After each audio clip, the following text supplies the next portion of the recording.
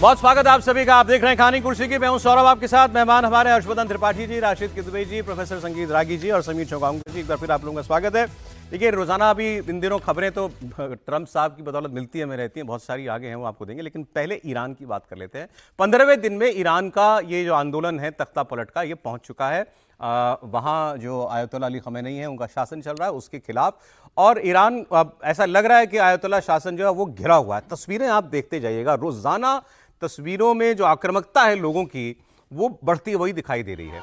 और शायद खमेनी साहब को भी ये समझ में आ रहा है कि मामला अब हाथ से निकल भी सकता है और शायद बहुत लंबा वो वक्त नहीं है जब इन लोगों को रोकना उनके लिए पॉसिबल हो। पूरे ईरान में ज़बरदस्त तरीके से विरोध चल रहा है। पिछले 15 दिनों से वहाँ की जनता सड़कों पर उतरी हुई है और खमेनी सरकार के खिलाफ बगावत पर उतारू है। इसके अलावा जो IRGC है, जो कि वहाँ की ऐसी सेना जो सीधे आयतुल्ला को रिपोर्ट करती है, उन्होंने सीधी चेतावनी दे दी है, माओं को चेतावनी दी है कि अगर बेटों को बचाना है तो भीड़ में मत भेजना, वरना गोली मारेंगे। ये उन्होंने साफ कहा है। वहाँ के अटॉर्नी जनरल ने कहा है मृत्यु दंड की सज़ा देंगे, फांसी की सज़ा देंगे अगर लोग सड़कों पर उतरे। लेकिन इस सब के बावजूद लोग सड़कों पर उतरना बंद नहीं कर रहे हैं। अब उनको लगता है, जो भी जितना भी वर्ग है, अभी हम लोग यही चर्चा करेंगे कि ये ईरान में वहाँ की जनता का जो 9-10 करोड़ की आबादी है, उसमें इन लोगों की तादाद कितनी है जो तख्ता पलट करना चाहते हैं। तो इसकी बात हम आपको बताएंगे। खामेनी सरकार के खिलाफ लेकिन लड़ाई एक निर्णायक मोड़ ले चुकी है। यह इसलिए लगता है क्योंकि राजधानी तेहरान में यह हालात है, जहाँ सबसे ज़्यादा जो सत्ता का केंद्र है खामेनी सरकार का, वहाँ पर पूरी तरीके से बगावत हो चुकी है। वो आप देख रहे हैं तेहरान की सड़कों पर लगातार आप तस्वीरें जो हैं ये देखते रहिए। एक बार ज़रा फुल तस्वीरें भी दिखा दें, आवाज़ें भी सुना दीजिए ज़रा।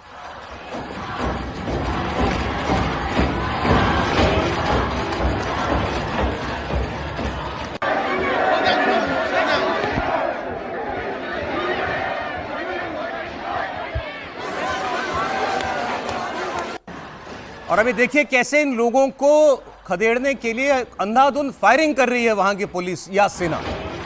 एक वो तस्वीर भी देखिए।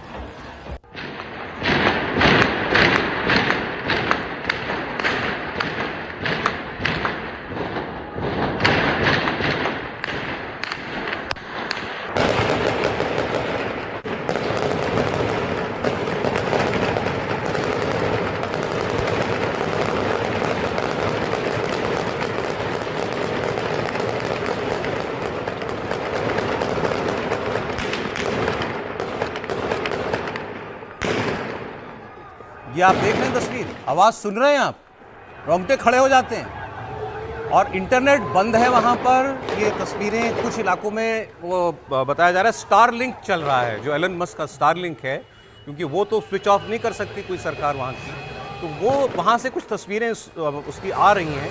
गोलियों की आवाज, मिनटों तक तड़ातड़ गोलियां चल रही हैं। कितने लोग मारे गए इसका कोई साफ अंदाजा मिलना नामुमकिन है इस वक्त।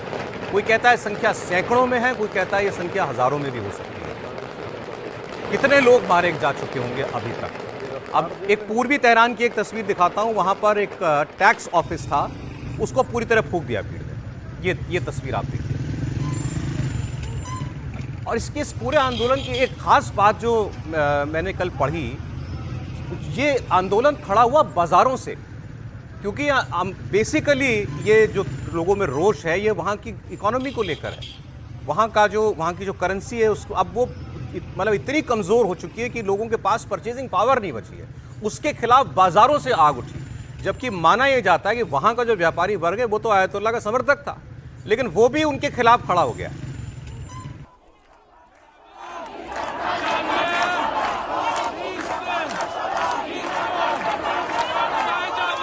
अब इस बीच में जो वहाँ के शाह हैं या शाह थे, उनके सुपुत्र हैं 60 साल के रजा पहलवी, उन्होंने एक स्टेटमेंट जारी करके ये कहा है कि मैं तेहरान आ रहा हूं, तैयारी करो, शहरों पर कब्जा कर लो। शाह रजा पहलवी का इस पूरे आंदोलन में योगदान काफ़ी है। उनके आह्वान पर भी लोग बाहर निकल रहे हैं और उन्होंने अब ये कह दिया है कि बस कुछ एक धक्का और दो और दीवार गिरा दो वाली बात, और मैं तेहरान आ रहा हूं, उसकी तैयारी करो और शहरों पर कब्जा करो। अब पुलिस और सेना को खदेड़ो, शहरों के मुख्य केंद्र तुम्हारे कब्जे में होने चाहिए, यह आह्वान उन्होंने किया।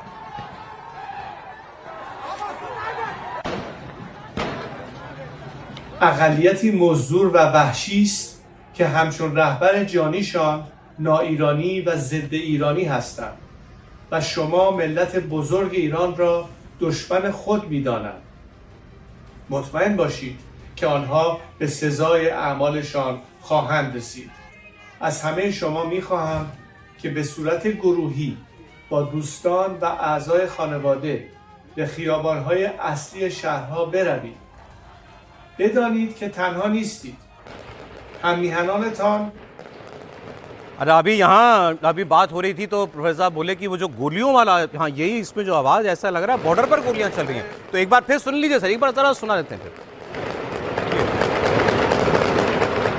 क्या दिवाली के पटाखे?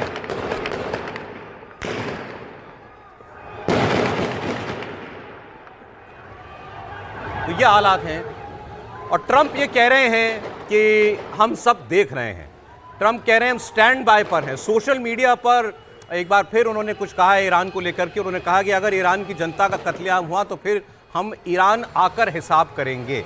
अच्छा, जो वहाँ उन्होंने कर दिया मादुरो के साथ, और ईरान के ऊपर तो पहले भी हमला कर चुके हैं, तो अब ट्रंप की बात को यूं ही हम ऐसा नहीं कह सकते कि यूं ही लिख रहे हैं, यूं ही कह रहे हैं। सर क्या ईरान से क्या खबर है? देखिए, ईरान की जो सूरत हाल है वो बहुत ही पेचीदा और बहुत ही भयानक है, लेकिन उसमें जो अमेरिका और खासतौर से डोनाल्ड ट्रंप का जो व्यक्तित्व जो बयान आ रहे हैं वो उसमें आग में घी डालने का काम करेंगे। देखिए, अमेरिका वहाँ से जोग्राफिकली भौगोलिक रूप से आप देखिए बहुत दूर है और वहाँ पर कोई भी वो ग्राउंड एक्टिविटी नहीं कर सकती। अगर वो खुमैनी को या किसी को वहाँ की बड़ी शख्सियत को पकड़ के ले भी जाते हैं तो वहाँ 9 करोड़ की जनता की समस्याओं का समाधान नहीं है। आस्था और अर्थव्यवस्था दोनों वहाँ बिगड़ी हुई है। सर, लेकिन तो इसके ये लिए पूरा पश्चिम एशिया में जनता तो उसमें कोई शक नहीं है, लेकिन हमें देखिए करना कि अमेरिकन इंटरवेंशन वहां और समस्याएं पैदा करेगा, क्योंकि वहां पर अमेरिका का अलाई जो है वो इजराइल है और इजराइल से होने के लिए वहां एक बड़ा पूरे रीजन में एक बवाल नहीं, ये बगावत जो है यही तख्ता पलट कर दे, इसके क्या इसके भी आसार हैं? बिल्कुल हो सकता है, बिल्कुल हो सकता है, लेकिन वहीं के लोगों को तय करना। देखिए, किसी भी देश की जो समस्या होती है उसका राजनीतिक हल वही के लोग निकाल सकते हैं। दूसरा एक चीज बता दूं मैं आपको, जो आपने कहा कि यहां आकर के अमेरिका कुछ नहीं कर पाएगा, उल्टा होगा, नुकसान होगा। लेकिन मादुरो को कैसे उठाया था आपको मालूम है? हेलीकॉप्टर गए, पैलेस में उतरे, उठा करके लिया। उसमें खबर क्या निकली?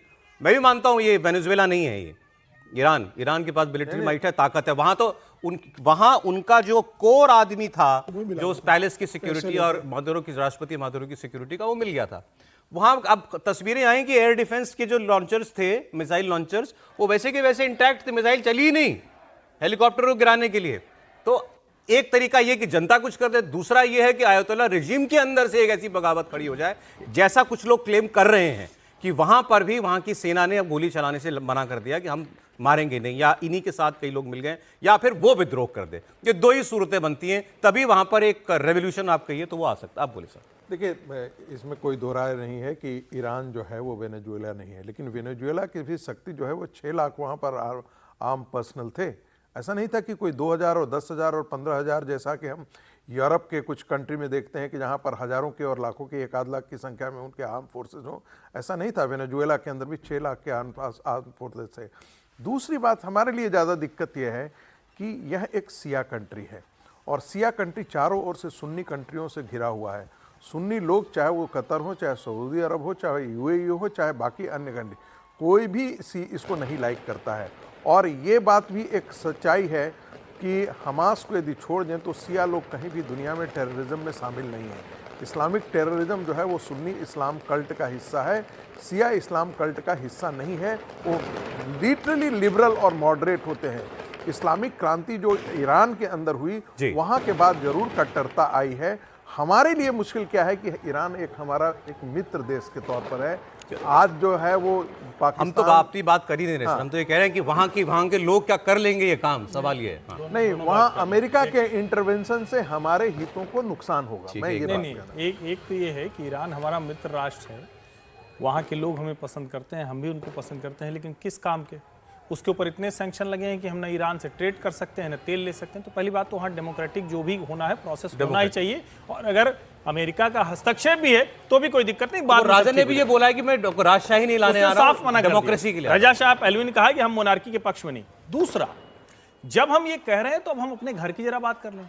अरे कहाँ चले गए भाई वो वामपंथी लड़के लड़कियां जो दुनिया के किसी भी हिस्से में क्रांति को छोटा सा भी रहता था गाजा तक पे इतनी बड़ी क्रांति हो रही है। ईरानियन रेवोल्यूशन आज दुनिया में लोगों को दिखा रहा है। वहां की लड़कियां खामेनेई की फोटो सिगरेट से जला दे रही हैं। वो फोटो वो सब नहीं हो रहा है। वो फोटो नहीं कनाडा की एक है, नहीं है, 2002 ना ना ना, यहाँ की फोटोज बहुत सी हैं, यहाँ की ईरान की फोटो बहुत सी आई हुई हैं। अब सवाल ये है कि इस रेवोल्यूशन को अगर हमारे देश के लोग नहीं समझ रहे हैं और उसके साथ नहीं खड़े हो रहे हैं तो क्या डबल कैरेक्टर नहीं है, दोहरा चरित्र नहीं दिख रहा है? चलें, अच्छा ये ईरान की बात थी। अब मैं आपको पाकिस्तान की बात बता दूं। एक बड़ी अजीबोगरीब चर्चा पाकिस्तान में चल पड़ी है, इसलिए उसकी हम लोग बात करेंगे।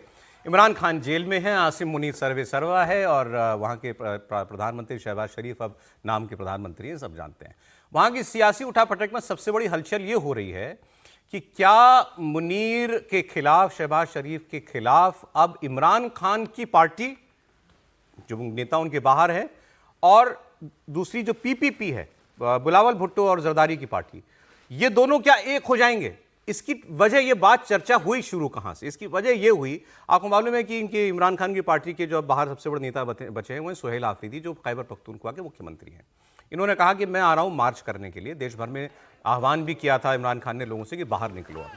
तो ये जब लाहौर पहुंचे, यानी पंजाब वहाँ के प्रोविंस पहुंचे जहाँ पर नवाज शरीफ की पार्टी की सत्ता है, तो वहाँ पर इनका खूब विरोध हुआ। इनको बस इन्हीं को नहीं पकड़ लिया, बाकी इनके आसपास जितने लोग थे सबको पकड़ के गिरफ्तार कर लिया गया। असेंबली में इनके साथ धक्का मुक्की हो गई। अब ये पहुंचे सिंध, जहां पर पीपीपी यानी जरदारी और भुट्टो की पार्टी की सरकार है, तो वहां इनका बाहें खोल के स्वागत हुआ। वहां नेता कह रहा है, पीपी का नेता खड़ा होकर के टीवी पर, कि हमें तो कहा है हमारे आला कमान ने कि बड़े अदब से स्वागत करो, सम्मान के साथ इनको आने दो, सुहेल आफरीदी को। तो क्या खिचड़ी पक रही है भाई, सुने आप।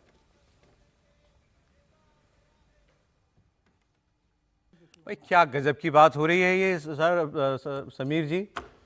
बिल्कुल। और देखिए, कोई इमरान भुट्टो की पार्टी और इमरान खान एक होंगे? बिल्कुल हो सकते हैं भाई। इमरान खान का नंबर 1 दुश्मन तो शरीफ बंधु हैं, और उससे बड़ा दुश्मन तो आसिम मुनीर है, जिसने उनको दिल में डाल के रखा है। भुट्टो साहब तो बहुत बाद में आते हैं, और भुट्टो साहब भी परेशान होंगे कि भाई दोनों भाई मिलकर राजनीति कर रहे हैं। कभी एक भाई प्रधानमंत्री रहा, दूसरा भाई प्रधानमंत्री बन गया है, और भविष्य में इन्हीं की अपनी अब बेटी को बनाने की सोच रहे हैं। तो राष्ट्रपति साहब को लग रहा होगा कि मेरे बेटे को, बिलावल को भी तो मैं देश का प्रधानमंत्री बनाऊं।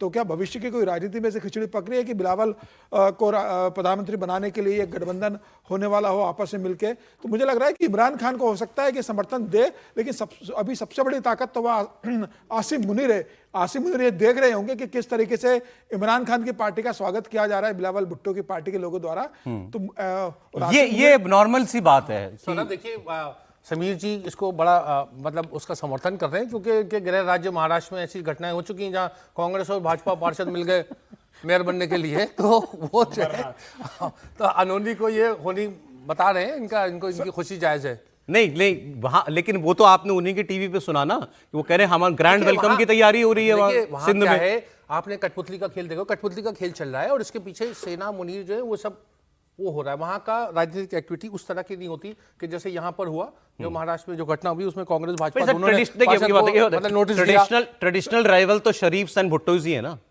वो तो ये इमरान खान के डर से दोनों एक हुए थे। बिल्कुल। और ये बात ये इनकी ठीक है कि पावर तो एंजॉय कर रहे हैं शरीफ भाई दोनों, बिल्कुल। तो उसका विरोध हो रहा है, लेकिन मुझे लगता है कहीं ना कहीं इसमें फौज का अमल दखल जरूर होगा। नहीं, आपको लगता नहीं कि पीपीपी ऐसा कोई कदम उठाएगी कि इमरान को वहां तो सपोर्ट देखिए, वही मैं कह रहा हूँ ना, कठपुतली का खेल होता है, जो सामने दिख रहा है वो नहीं होता, पर्दे के पीछे जो हो रहा है वो देखना चाहिए। ठीक है, चले अगली खबर आपको बताता हूँ। ये खबर, कठपुतली कौन है? कठपुतली तो कई सारे होते हैं, सारी हैं। नहीं, कठपुतली दोनों हाथ में जितने आ जाए। कठपुतली मूलतः शहबाज शरीफ हैं, मुनीर उनको नचा रहा है, शरीफ बंधु जो है वो नाच रहे हैं, और भुट्टो परिवार भी आज के दिन में उसी कठपुतली तो भुट्टो परिवार को इतना प्यार क्यों आ रहा है इमरान की पार्टी पे? मैं उसका कारण बताता हूं। उनको ये बहुत अच्छी तरीके से मालूम है कि वो सत्ता में चाहे प्रेसिडेंट हो, चाहे ये फॉरेन मिनिस्टर हो, जो कुछ भी हो, लेकिन उन पर ताकत नाम की कोई चीज नहीं बन गई है। सत्ता उनके हाथ में नहीं है, उनके पास कार है, उनके पास बंगला है, उनके पास साथ में चलने की सिक्योरिटी है, लेकिन नहीं, शशि थरूर वाला मामला नहीं है। शशि थरूर तो कम से कम निर्वाक बोलते हैं, अपनी ईमानदारी के बात रखते हैं। आप लोग, मैं बात पाकिस्तान की कर रहा हूँ, आप कभी महाराष्ट्र चले जाते हैं, कभी शशि थरूर सिंड्रोम की बात करी। नहीं, मैं इसीलिए बोला ना कि बोल रहे ना, ये भी वही तो कह रहे हैं, कठपुतली दोनों तरफ से। खड़गे भी तो, अच्छा आप कह रहे हैं हृदय परिवर्तन होता है। नहीं, एक उनका उत्तर है, खड़गे जी भी तो हैं। चलिए ठीक। अध्यक्ष तो रहते हैं, अब लेकिन ये तो उनके पास देखें, अब ये तो जब ताकत होगा नहीं तब होती होगा, है। और ये खबर आगे और पकती है तो फिर बात इस पर ज्यादा हो पाएगी। लेकिन एक खबर जो आई है, ये हमारे लिए अभी चिंता की बात होनी चाहिए। इंटरनेशनल फ्रंट पर एक पाकिस्तान जिसमें एक ट्रायंगल का हिस्सा है, ऐसा एक त्रिकोण बनता हुआ नजर आ रहा है। पिछले सितंबर में पाकिस्तान और सऊदी अरब के बीच एक ऐसा पैक्ट हुआ था जिसके मुताबिक अगर एक देश पे हमला होता है तो वो दूसरे देश पर हमला माना जाएगा और दोनों एक दूसरे की मदद को आएंगे। अब खबर ये आ रही है, और ये खबर एक इंटरनेशनल पब्लिकेशन ने दी है, कि टर्की वो भी इसमें शामिल होना चाहता है। मतलब ये तीनों लोग मिलकर एक ऐसा आपस में समझौता करना चाह रहे हैं कि एक देश पर हमला, वो बाकी दोनों देशों पर भी हमला होगा। और टर्की के बारे में आपको एक बात बता दूं, टर्की एक तो टेक्नोलॉजिकली काफी एडवांस्ड कंट्री है, पहली बात। दूसरी बात, नेटो का मेंबर है। और तीसरी बात, नेटो में अमेरिका के बाद दूसरी सबसे बड़ी सेना रखने वाला देश है। तो ये मिलिटरीली बहुत पावरफुल कंट्री है। जो देश पाकिस्तान को जहाज गिफ्ट कर देता है, पानी के जहाज, सोचिए ऐसा देश है ये। और पाकिस्तान पर तो ये बहुत ज्यादा फिदा है। एक नई बात आपको इसी में जोड़ते हुए उसके बाद आ रहा हूं मैं हर्षवर्धन जी के पास। टर्की के फॉरेन मिनिस्टर का स्टेटमेंट मैंने इनके टीवी पर सर सुना, ऑब्वियसली विद सबटाइटल्स, और वो ये कह रहे थे कि इस्लामी दुनिया अब जाग रही है। बहुत अच्छी बात है कि इस्लामी दुनिया, इस्लामी मुल्क जो है वो अब जाग रहे हैं, और अब ये जो है एकता का समय है, मुस्लिम कंट्रीज के लिए एकता का समय है। तो क्या ये उसी का एक हिस्सा है? और क्या इसी के लिए टर्की ने कितना बढ़ावा दिया पाकिस्तान को? ये टर्की, एक खबर आई कि पाकिस्तान ने भी सूडान को इतने अरब डॉलर के हथियार बेचने की डील कर ली है। ऐसी डील आई थी लीबिया की। इतनी औकात है पाकिस्तान की, कोई करा रहा है उसको पीछे से। ये तो ये सऊदी अरब हो या तुर्की है या यूएई है, ये कौन है?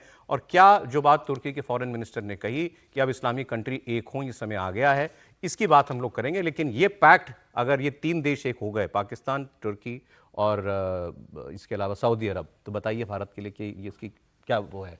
नहीं, देखिए, तकनीकी तौर पर दो देश तो भारत के विरोधी हैं ही ना। एक तो हमारा ही जो हिस्सा था, जो मतलब मुझे एकदम विश्वास है कि आज नहीं तो कल पाकिस्तान ध्वस्त होगा, खत्म होगा, हमारा हिस्सा बन जाएगा, तो वो तो हमारा दुश्मन है ही। तुर्की हमारा दुश्मन है ही, इसमें कोई कहने वाला। लेकिन सऊदी अरब रणनीतिक तौर पर मुस्लिम, जिसको कहते हैं कि ठेकेदारी रहनुमाई के लिए, वो भले पाकिस्तान तुर्की के साथ जाए, भारत को वो इग्नोर नहीं कर सकता। टर्की, ये ट्रायंगल कभी भी ऐसा नहीं बनेगा जो एंटी इंडिया के साथ जाएगा, ये पक्का मान लीजिए। सऊदी अरब किसी कीमत में आज की जो स्थितियां हैं उसमें वो नहीं जाएगा। और एक बात और समझिए, मतलब ये पाकिस्तान से पैक्ट कर लेंगे लेकिन हमारे खिलाफ पैक्ट नहीं करेंगे, जाएंगे। हमारे खिलाफ नहीं जाएंगे। अभी जब ईरान पर हुआ था हमला, जब दोहा पर मिसाइल मारी थी इजराइल ने, तो उसके बाद क्या हुआ था? सारी इस्लामिक कंट्रीज बैठी थी। उस वक्त भी हम लोग चर्चा कर रहे थे, कह रहे तो इस्लामिक वर्ल्ड एक साथ आ गया, सारी सेनाएं एक साथ हो जाएंगी। ऐसा संभव ही नहीं है, ये बिल्कुल पॉसिबल नहीं है। ये ट्रायंगल का दो एंगल है, उससे हम निपट रहे हैं। देखिए, इस्लामी देशों की बात करते हैं तो 45 देश हैं, सबके अलग झंडे, सबके अलग नेशनल एंथम सब है, और सब में आपस में बहुत गंभीर दुश्मनी है। देखिए, जो ये अलायंस, जो ये आप बता रहे हैं, पाकिस्तान, सऊदी अरब और टर्की का, ये इसका एक केंद्र बिंदु जो है वो इजराइल है, और दूसरा बिंदु जो है वो ईरान है। हो सकता है ईरान को लेकर हम नहीं है। देखिए, अब देखिए, मैं अभी रियाद में था और वहां हमारे भारतीय एम्बेसडर ने ये बताया कि देखिए, भारत और सऊदी अरब के रिश्ते बहुत मजबूत हैं। कोई ऐसा सऊदी व्यक्ति नहीं है जिसका किसी भारतीय के साथ संबंध ना हो, चाहे वो IT का क्षेत्र हो, चाहे वो डॉक्टर हो, चाहे वो ड्राइवर हो, चाहे किसी भी तरह का कला हो। तो वहां पर हमारा और उनका एक बड़ा गहरे रिश्ते हैं। आप दोनों ने कहा इससे हमें परेशान होने की जरूरत नहीं। नहीं, हमें परेशान होने की जरूरत है। होता क्या है कि राजी तो परेशान ही रहते हैं। नहीं, होता क्या है कि जब हम आपस में घर में लड़ रहे होते हैं ना, तो बेशक लड़ाई होती रहती है, लेकिन जब पड़ोस से लड़ना होता है ना, सब एक साथ इकट्ठे हो जाते हैं। मुल्क हो जाएंगे सारे इस्लामिक मुल्क जो है, कश्मीर के हर आदमी जाग रहा है, कश्मीर के मुद्दे पर कभी भी ईरान ने भी हमारा साथ नहीं दिया। 1971 के वॉर के समय इस्लाम भी ने किसी सारे इस्लामिक मुल्क एक साथ। मैं एक ब्रेक लेना, लेकिन उस पर जाते हुए भूलना नहीं चाहिए। जाग सब रहे हैं, आपकी एक लाइन में जरूरी है, जागने की सब कोशिश सुषमा कर रहे जी हैं। के समय में ऑर्गेनाइजेशन ऑफ इस्लामिक कंट्रीज ने पाकिस्तान को रास्ता दिखा दिया। ये सवाल नहीं है वो। एक सवाल CDS हमारे अनिल चौहान, जनरल अनिल चौहान जो है कार्यक्रम में थे, उनसे एक सवाल पूछा गया कि साहब बताइए कि पाकिस्तान एक तरफ, चाइना एक तरफ है, और टर्की, ये हमारे 3 घोषित ऐसे लोग हैं जिन्होंने जंग में हमारे खिलाफ काम किया है, ये भारत के लिए कितना बड़ा खतरा है? भारतीय सेना इसके लिए कितनी तैयार है? उनका जवाब ये था, ये शायद थोड़ा आश्वस्त करेगा आपको। उन्होंने कहा, आपको ये ठीक है कि टर्की ने मदद की, ये ठीक है कि चाइना ने जंग में मदद की, लेकिन क्या किसी ने अपनी सेनाएं भेज दी? टर्की के साथ तो हमारी सीमा भी नहीं लगती है। तो ये किसी जंग की हालात में उस वक्त कोई मदद कर देना किसी की एक अलग चीज होती है, लेकिन हम उसको दुश्मन माने उन देशों को, और हम ये मान के चलें कि जब लड़ाई होगी तो साहब तीनों सेनाएं जो हैं वो एक साथ आ जाएंगी, ऐसा होता नहीं है। लेकिन तैयारी भारतीय सेना हर चीज की रखती है।